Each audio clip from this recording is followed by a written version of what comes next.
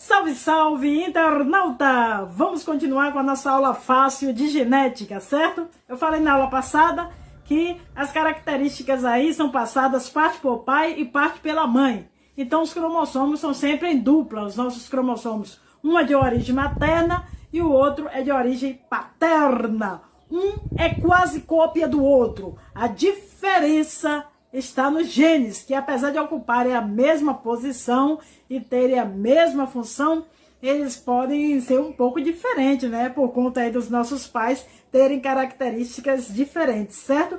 Essas diferentes versões de um mesmo gene são chamadas de alelos.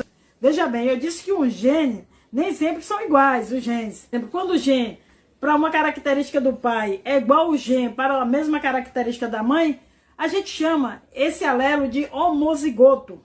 Já quando esse gene é diferente, aí a gente chama esse alelo de heterozigoto, entendeu? Aqui vale uma explicação sobre a forma como eu represento esse gene. Eu estou usando letras para poder representar eles. Aqui eu usei a letra A maiúscula e letra A minúsculo, certo? Eu poderia ter usado qualquer outra letra, qualquer outro símbolo. O uso dessas letras é apenas um hábito. Então, se você encontrar alguma letra diferente, que você não está aí acostumado a usar, não se assuste não. A letra é apenas um símbolo que serve para poder facilitar aí o estudo. Apesar do uso de letra ser apenas um hábito, existem algumas regras aqui sobre isso. Eu utilizei dois tipos de letra, uma maiúscula e a outra minúscula.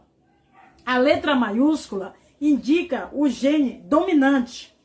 A letra minúscula indica o gene recessivo. Muitas pessoas pensam que a gente descobre se um gene é dominante ou recessivo vendo se ele é mais ou menos comum na população. Por exemplo, para a cor dos olhos, o gene dominante teria como característica cores mais escuras, porque a cor do olho mais escura é de fato mais comum. Mas é mais comum onde? Essa aula está sendo transmitida através da internet e pode ser que tenha alguém na Suíça assistindo essa aula. Para o nosso amigo lá da Suíça, a cor de olhos mais comum é azul, cara. É azul. Então, esse não é o critério que a gente usa para definir se o gene é dominante ou se o gene é recessivo. Anota isso aí, galerinha. Genes recessivos, para que eles se manifestem, eles têm que estar em duplas.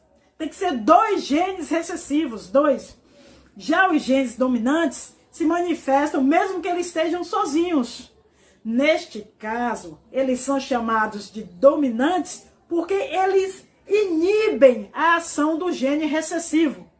Existe também o fenômeno da ausência de dominância, que também pode ser chamada aí de codominância. Neste caso, o gene dominante não inibe a ação do gene recessivo. Eles trabalham juntos e as características físicas do indivíduo heterozigoto, que tem um gene dominante e recessivo, normalmente é intermediário, né, entre o homozigoto dominante e o homozigoto recessivo. Um bom exemplo de codominância são os genes que codificam a espessura dos lábios. Indivíduos homozigotos dominantes, que têm dois genes dominantes, têm lábios mais grossos. Já os indivíduos que são homozigotos recessivos, que têm dois genes recessivos, eles têm lábios finos. E o indivíduo heterozigoto, que tem um gene dominante e o gene recessivo, tem lábios médios, que não são nem muito grossos e nem muito finos. Esse gene, seja dominante ou recessivo, eles vêm sempre dos pais. Isso se aplica para o nosso caso, seres humanos, e para outros seres vivos, como o cachorro, que eu já citei, né? O gato, ou até uma planta. Vou utilizar um exemplo da planta. Vamos supor que um gene aí codifica a cor da flor da planta, o gene A. O gene A, tá vendo? Dominante azão, faz com que as flores fiquem azuis. Já o gene A recessivo, o azinho, faz com que as flores fiquem vermelhas. Agora, vamos para a nossa tabela. Tá vendo aqui? A gente começa aqui pelos gametas. No caso dessas plantas, o gameta masculino é o pólen e o gameta feminino é o óvulo, que está lá no interior da flor, certo? Nesse primeiro caso, a planta recebeu do pólen do indivíduo masculino um gene dominante para essa característica de cor, o gene azão. E recebeu através do gameta feminino também um gene azão. Por isso, o genótipo dele é azão. Aqui, ó. Homozigoto dominante. E o fenótipo? Quando eu falo de fenótipo, eu quero saber qual é a cor dessa flor. Neste caso aqui, quando o gene é dominante, ele apresenta como característica física a cor azul. Então essa flor vai ser azul. O indivíduo 2 recebeu gametas diferentes, ó.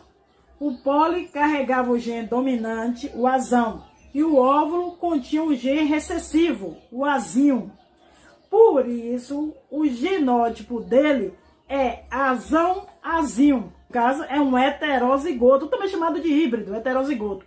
E o fenótipo e a cor dessa flor? Como ele apresenta um gene dominante que inibe a ação do gene recessivo, a única cor que ele vai apresentar é a desse gene dominante, que é o azul. Então, as flores desta planta heterozigota vão ser exatamente iguais às flores da planta homozigota.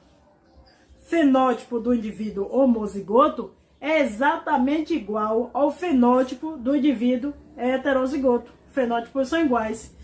O terceiro indivíduo recebeu 2 genes recessivos. Com isso, ele apresenta o genótipo azinho. Genótipo. Ele é um homozigoto recessivo. Calma, daí. E o fenótipo? Agora, aí nesse caso, o gene recessivo está em dupla. Então, ele consegue se expressar. Por isso, essa flor vai ser vermelha. Ó, eu vou ficando por aqui. Espero que essa aula tenha sido útil. E se for, você se inscreve no canal, que aí eu continuo dando mais aulas. Tá ok? Grande abraço, saudações pedagógicas, saúde e paz, porque o resto a gente corre atrás. Beijo, meus lindos, meus fofos.